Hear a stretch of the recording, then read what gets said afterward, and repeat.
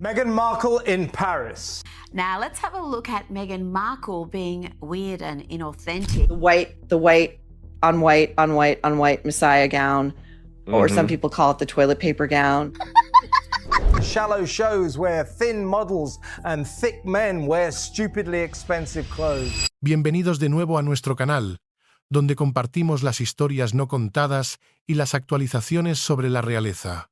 Hoy les traemos una noticia significativa: el desastroso viaje de Meghan Markle a París, una historia de engaño, facturas impagadas y la furia de un príncipe.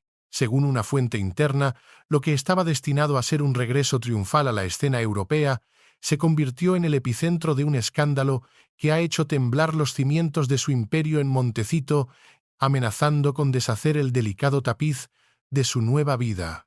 La historia comienza como un cuento de hadas moderno, una escena arrancada de las páginas de una revista de alta costura. Meghan llegó a París como una visión sacada de un anuncio de perfume: un vestido blanco inmaculado, un cabello brillante y un enjambre de cámaras capturando cada uno de sus movimientos mientras se deslizaba en uno de los hoteles más exclusivos del mundo, un bastión del lujo donde la discreción es la moneda de cambio. La Ciudad de la Luz, un lugar impregnado de romance y tragedia para la familia real, se había convertido en su escenario para la redención. Después de meses de un calculado silencio, la duquesa de Sussex estaba de vuelta, reclamando su lugar entre la élite con una confianza que rozaba la arrogancia. Sin embargo, detrás del brillo de los flashes, una tormenta se estaba gestando, una crisis que expondría la frágil fachada de su cuidadosamente construida imagen. Una persona con conocimiento íntimo de la situación afirma que la atmósfera dentro de su séquito era eléctrica, pero no por las razones que el público creía. La tensión era palpable. Meghan, vestida con un atuendo blanco sobre blanco, que algunos críticos en las redes sociales apodaron cruelmente el vestido de papel higiénico, proyectaba una imagen de poder y empoderamiento feminista. Pero la realidad, según revelan ahora los informantes, era mucho más turbia. El escándalo, que ahora consume el mundo de Meghan Markle, comenzó de la forma más banal y a la vez más reveladora, con una simple factura de hotel que ella no pagó. La suite donde se alojó, un ático palaciego con vistas a los tejados de París, valorado en más de $20.000 por noche, no estaba reservada a su nombre ni al de Archewell, la fundación que representa el núcleo de su marca post-real.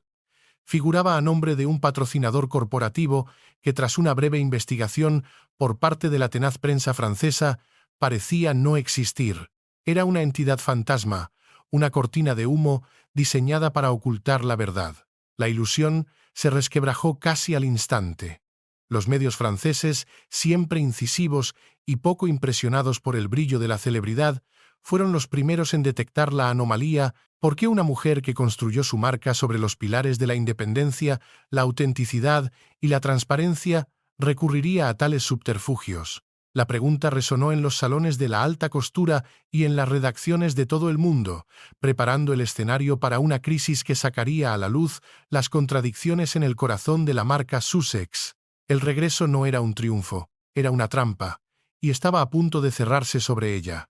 La crisis se desató con una sola frase que actuó como un detonador en la atmósfera ya cargada de París.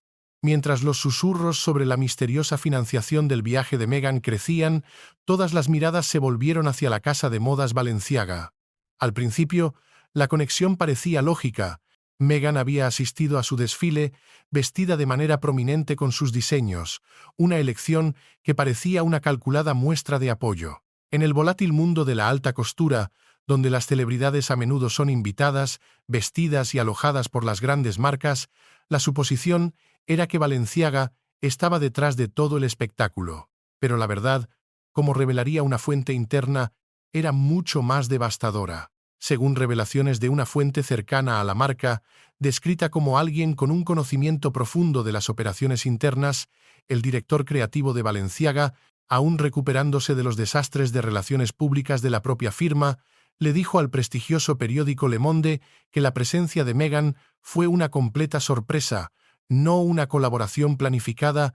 Esa declaración, pronunciada con la frialdad de la alta diplomacia de la moda, fue la chispa que incendió la pradera. Si la marca no la invitó y ella no pagó, ¿quién lo hizo? El vacío de esa pregunta se llenó instantáneamente con una furiosa especulación. Las redes sociales estallaron.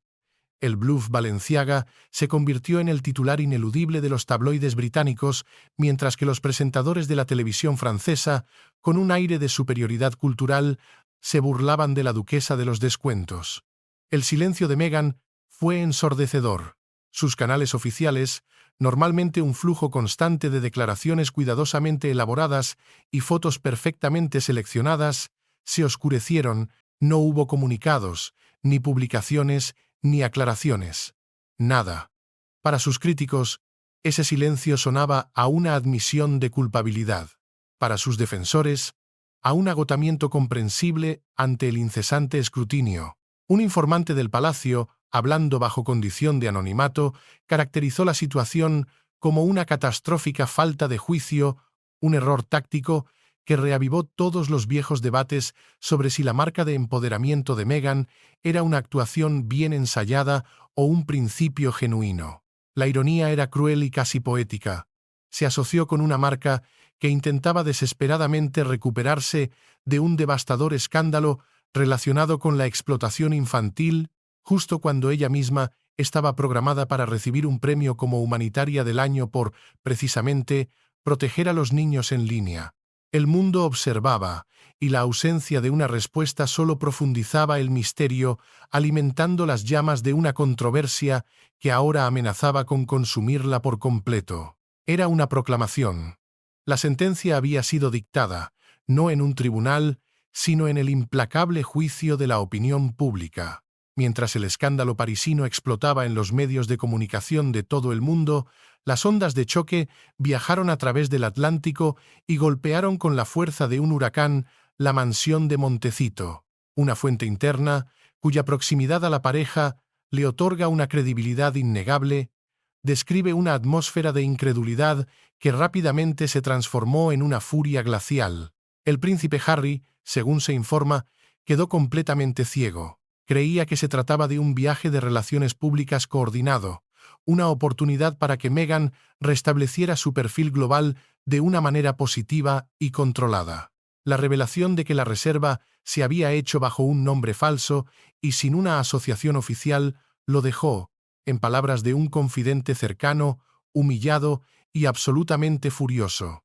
El problema no era el dinero, era la óptica, la percepción.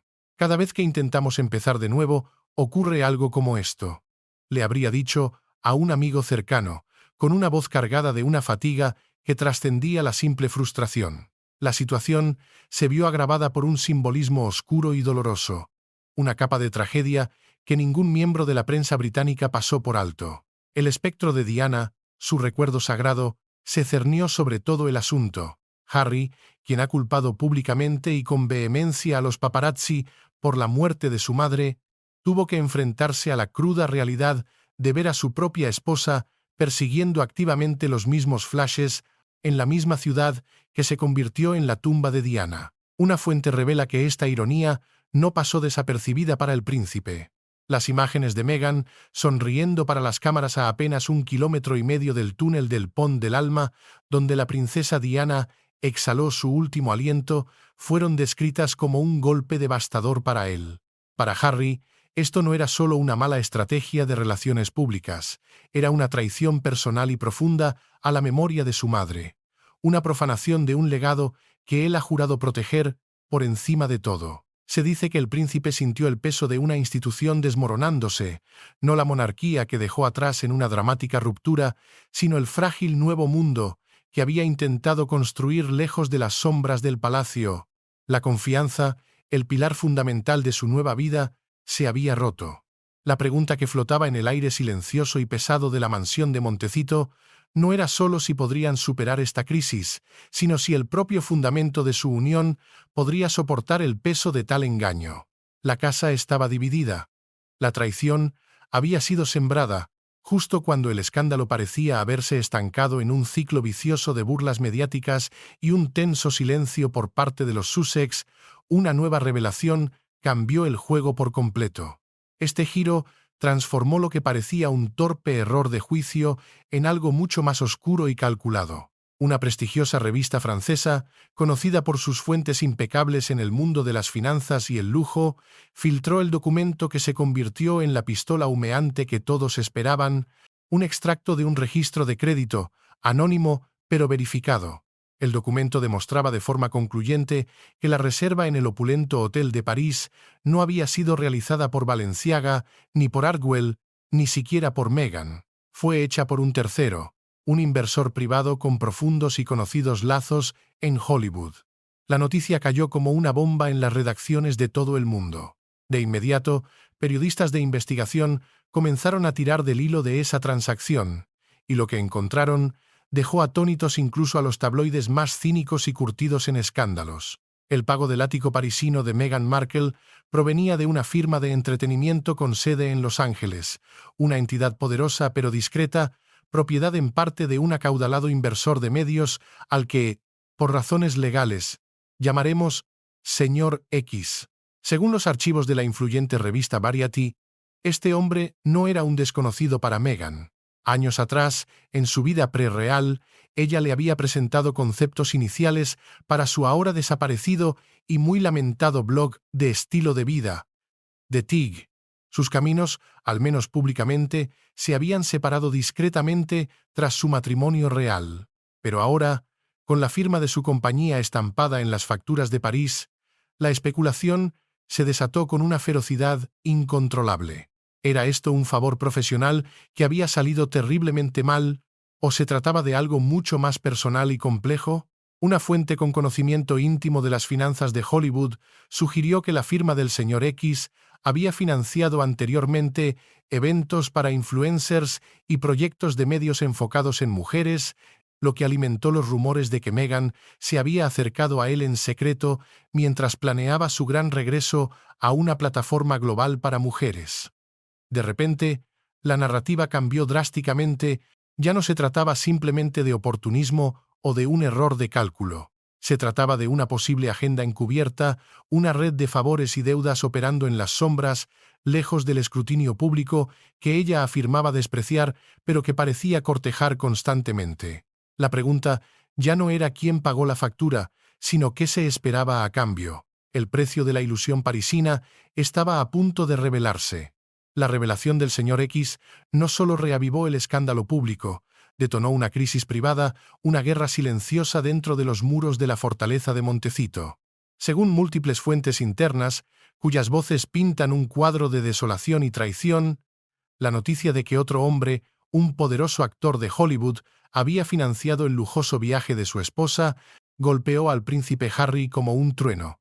La humillación fue profunda, visceral, y su reacción, según se informa, fue explosiva. Un amigo cercano, hablando con el periódico The Sun, bajo la promesa de anonimato, reveló que Harry estaba convencido de que Balenciaga corría con todos los gastos. Descubrir la verdad no fue solo una sorpresa, fue un golpe devastador para su orgullo, un recordatorio de que, a pesar de su linaje, ya no controlaba las piezas en el tablero de ajedrez. Las discusiones de la pareja, que hasta entonces habían sido descritas como tensas, se volvieron incandescentes. Se describe a Harry, ya agotado por la crítica pública constante y la interminable batalla por la privacidad, acusando a Meghan de sabotear deliberadamente su frágil y duramente ganada reputación. En una confrontación particularmente acalorada, que según los informes sacudió los cimientos de la mansión, se dice que le gritó con una desesperación palpable: «Dijiste que dejaríamos de hacer esto. Dijiste que no habría más sorpresas». Esas palabras, cargadas de la amargura de promesas rotas, resonaron en el silencio de su hogar. Para Harry, esto representaba un punto de no retorno. Era la encarnación de sus peores temores, que a pesar de sus esfuerzos sobrehumanos por escapar de las maquinaciones y la falta de transparencia del palacio, se habían enredado en un juego igualmente peligroso, pero uno de su propia y descuidada creación. Una persona del círculo íntimo de la pareja, que ha sido testigo de su evolución desde el principio, describió a Meghan como completamente devastada. Ella insistía, entre lágrimas, en que todo era un terrible malentendido, que el inversor simplemente estaba facilitando una posible asociación futura. Pero la intención ya no importaba. La percepción lo era todo. En el momento en que el nombre del señor X apareció en los titulares, cada susurro sobre manipulación, secretismo y oportunismo que los había perseguido durante años se reavivó con una fuerza imparable. El sueño de una redención parisina se había convertido en una pesadilla, y esta vez no había ningún palacio que los protegiera de las consecuencias. La guerra no se libraba contra la prensa o la monarquía, se libraba dentro de su propia casa. El daño colateral del escándalo de París se extendió rápidamente más allá de la pareja, como una onda expansiva de desconfianza, diezmando su círculo íntimo y profesional. El primero en caer fue un miembro clave de su equipo, una figura de confianza cuya lealtad parecía inquebrantable. Según informes de Page Six, la asistente personal de Meghan, una mujer conocida por su discreción y eficiencia, quien supuestamente le había advertido enérgicamente que no utilizara el nombre de la empresa del señor X sin un acuerdo formal y por escrito, renunció silenciosamente días después de que estallara la historia. Su partida no fue una simple renuncia. Fue un acto de sentencia, un mensaje claro para el mundo exterior. El ambiente dentro de la fortaleza de Montecito se había vuelto tóxico. Todos estaban aterrorizados de ser culpados, relató otro miembro del personal a un medio estadounidense, pintando un cuadro de paranoia y miedo. A esta implosión interna le siguió un éxodo externo, un enfriamiento de las relaciones que fue tanto o más dañino. Amigos y aliados en Hollywood, que una vez habían defendido ferozmente la reinvención de Meghan, que habían aplaudido su valentía al enfrentarse a la monarquía, comenzaron a distanciarse públicamente. Una conocida estilista de Los Ángeles, cuyas palabras tienen un peso considerable en la industria, admitió en voz baja a un reportero: «Ella es radioactiva en este momento. Ninguna marca quiere ese tipo de drama caótico asociado a su nombre». Era una evaluación brutal, pero honesta. Mientras tanto, al otro lado del Atlántico, el Palacio de Buckingham, que había mantenido un silencio estudiado y casi real desde la partida de la pareja, no pudo resistir la oportunidad de asestar un golpe. Un cortesano anónimo, cuya identidad se protegió pero cuyo rango se insinuó como elevado, fue citado por el respetado The Telegraph diciendo: «Se los dijimos, esta es exactamente la razón por la que ella nunca pudo funcionar dentro de la institución. Las reglas, el protocolo, existen por una razón». El golpe fue sutil, envuelto en el lenguaje de la burocracia palaciega, pero fue letal. Reenmarcó el escándalo no como un error aislado de una mujer de negocios novata, sino como la prueba definitiva del carácter de Meghan, validando la narrativa del palacio de que su rebelión contra el protocolo no era una búsqueda de libertad, sino un defecto inherente y destructivo. Informes no confirmados, susurrados en los pasillos del poder, sugirieron que incluso el rey Carlos expresó su profunda decepción en privado y que cualquier conversación incipiente sobre una posible reconciliación familiar se había suspendido indefinidamente.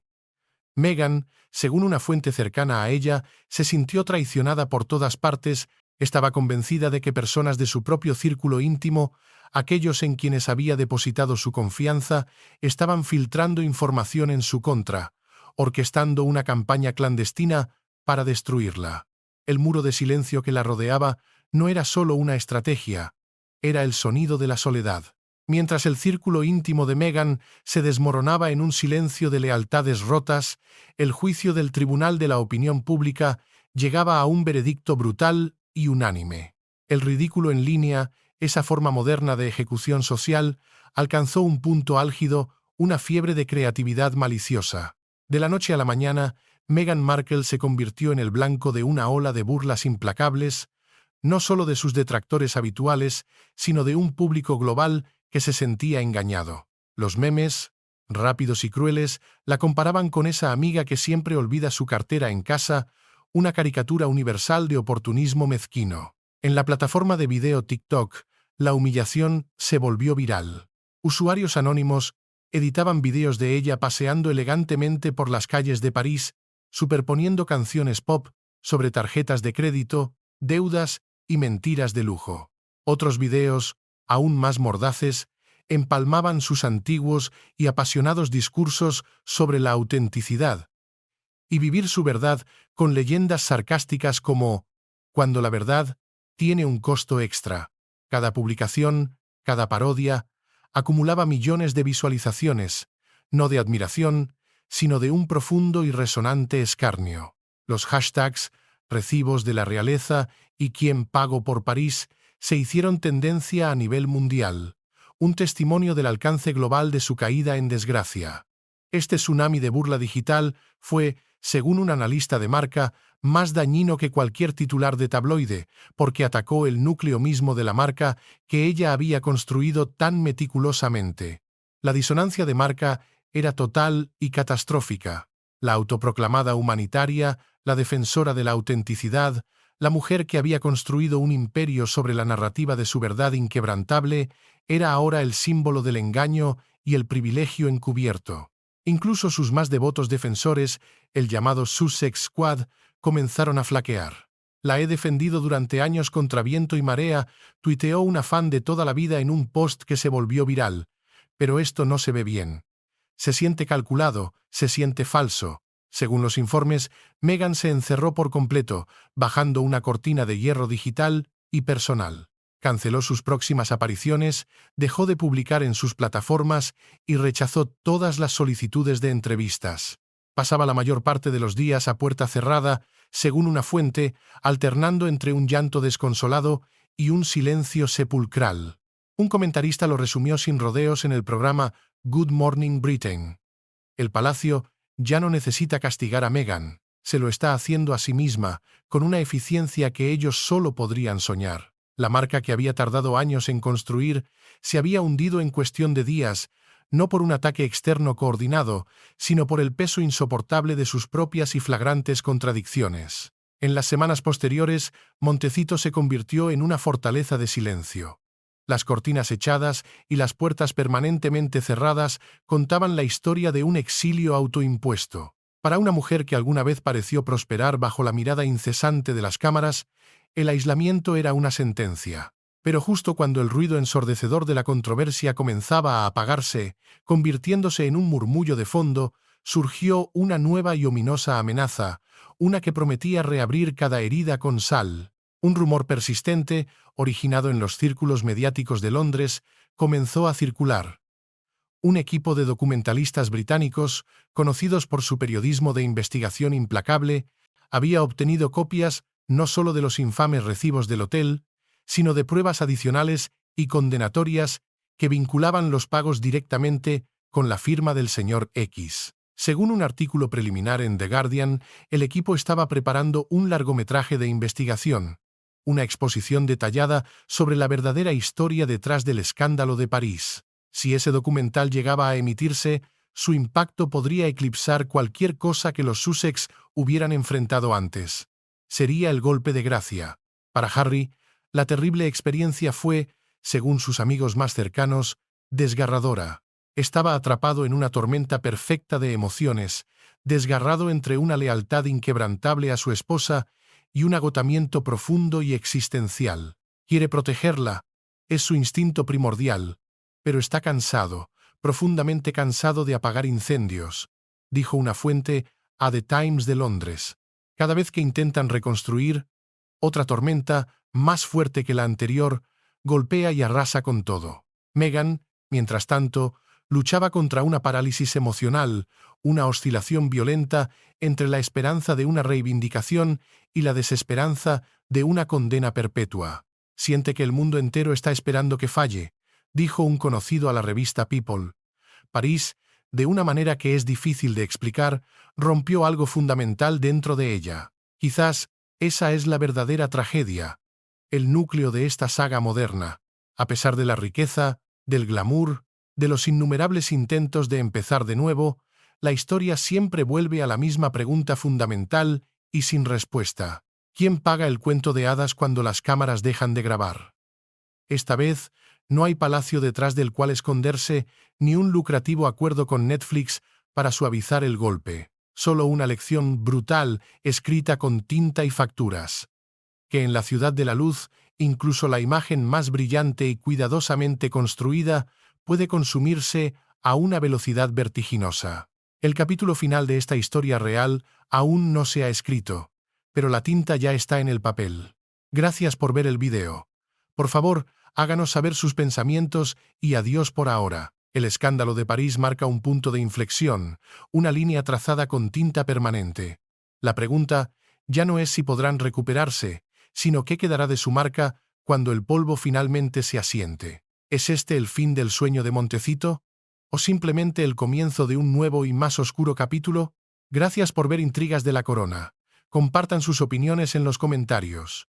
No olviden suscribirse a Intrigas de la Corona y activar las notificaciones para no perderse ninguna de nuestras historias no contadas. Adiós por ahora.